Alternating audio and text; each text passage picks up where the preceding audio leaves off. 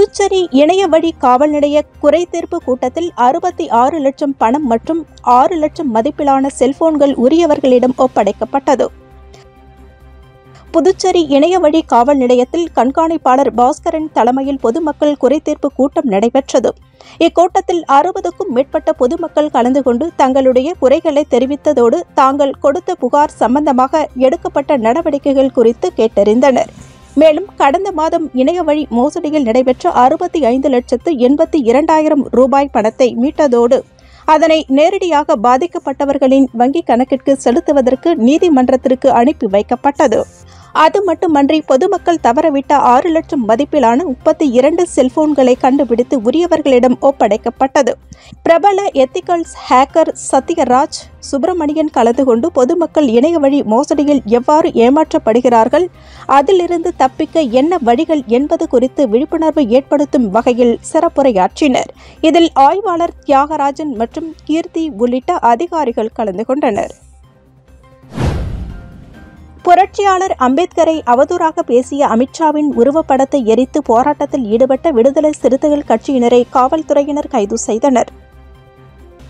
சட்ட மாமேதை அம்பேத்கரை அவதூறாக பேசிய உள்துறை அமைச்சர் அமித்ஷாவை கண்டித்து விடுதலை சிறுத்தைகள் கட்சியினர் புதுச்சேரியின் பல்வேறு இடங்களில் பலகட்ட போராட்டங்களை நடத்தி வருகின்றனர்.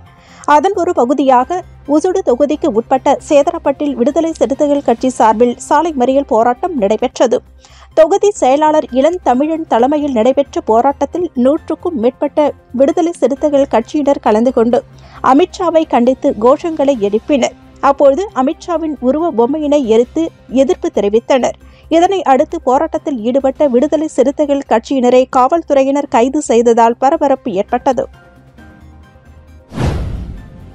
புதுச்சேரியில் போக்குவரத்து காவல்துறையினர் சார்பில் தலைக்கவசம் அணிவது குறித்த சாலையில் நடைபெற்ற வினாடி வினா போட்டியில் வெற்றி பெற்ற 20 பேருக்கு சீனியர் எஸ்பி பிரவீன்குமார் திரிபாதிரி இலவசமாக ஹெல்மெட் வழங்கி பாராட்டினர்.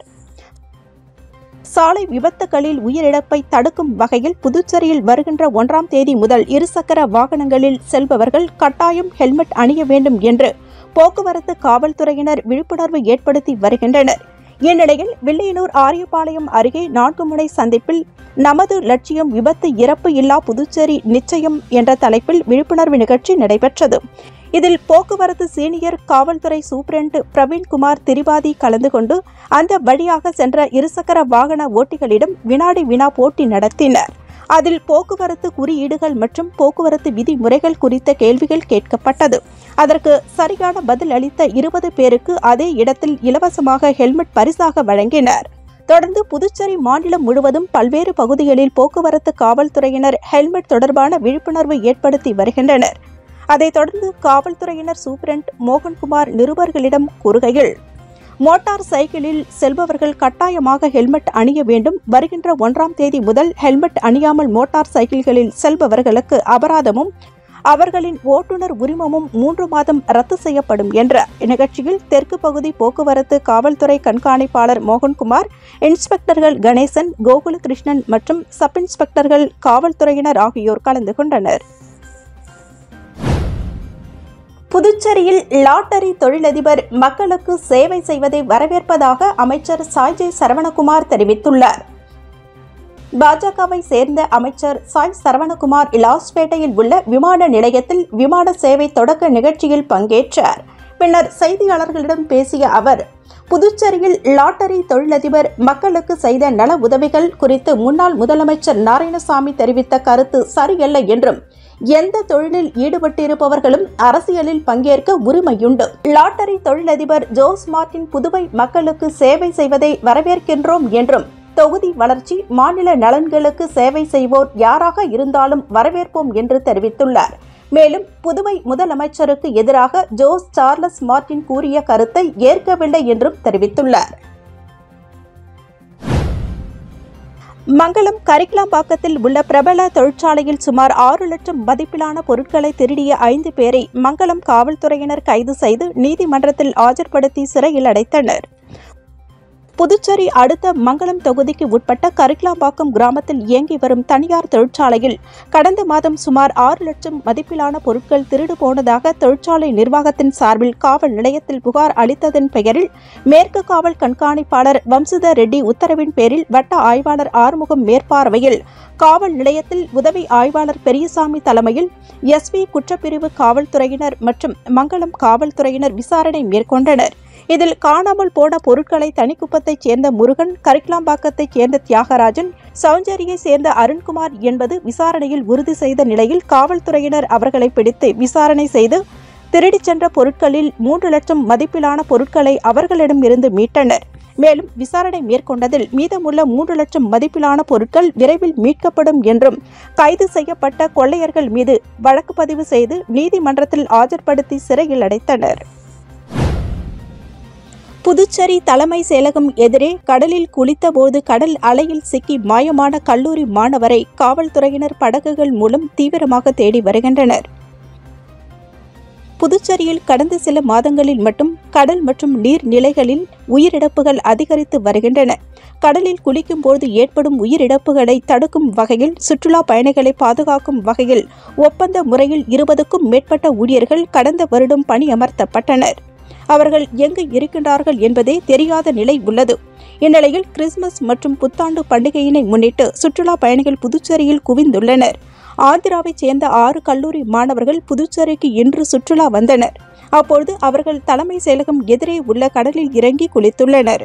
அப்பொழுது வினித் ரெட்டி என்ற மாணவன் ராட்சத அலையில் சிக்கி திடீரென மாயமானார். இதனால் அதிர்ச்சி அடைந்த சக மாணவர்கள் உதவி கேட்டு கூச்சலிட்டனர்.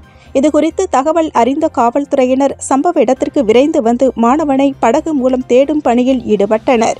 இதனால் அந்த பகுதி முழுவதும் பதட்டமான சூழல் நிலவுகிறது. புதுச்சேரியில் வங்கக்கடலில் ஏற்பட்டுள்ள உறைந்த காற்றழுத்த தாழ்வு மண்டலம் காரணமாக கடல் சீற்றமாக காணப்படுகிறது. மேலும் சுற்றுலா பயணிகள் புதுச்சேரி கடற்கரையில் குவிந்து வரும் நிலையில் அவர்களை பாதுகாக்க அரசு எந்த முன்னெச்சரிக்கை நடவடிக்கைகளையும் எடுக்கவில்லை என குற்றச்சாட்டு எழுந்துள்ளது. WFL ஃபினான்சியல் சர்வீஸ் சார்பில் பெத்தி செமினார் பள்ளியில் நடைபெற்ற திருக்குறள் போட்டியில் வெற்றி பெற்ற மாணவர்களுக்கு முன்னாள் சபாநாயகர் சிவக்கொழுந்து பரிசுகள் வழங்கி பாராட்டினார். WFL ஃபினான்சியல் சர்வீஸ் மற்றும் பெத்தி செமினார் பள்ளி இணைந்து நடத்திய திருக்குறள் போட்டியின் வெற்றியாளர்களுக்கு பரிசுகள் வழங்கும் நிகழ்ச்சி சிறப்பாக நடைபெற்றது. இந்த விழாவில் சிறப்பு விருந்தினராக புதுச்சேரி சட்டமன்றத்தின் முன்னாள் சபாநாயகர் சிவக்கொழுந்து கலந்து கொண்டு பரிசுகளை வழங்கினார். WFL ஃபினான்சியல் சர்வீஸ் நிறுவனர் மணி நிகழ்வில் பங்கேற்று மாணவர்களின் திறமையினை பாராட்டினர். மேலும் பெத்தி செமினார் பள்ளியின் முதல்வர் தேவதாஸ் மற்றும் துணை முதல்வர் சின்னப்பன் ஆகியோர் நிகழ்ச்சியினை சிறப்பித்தனர்.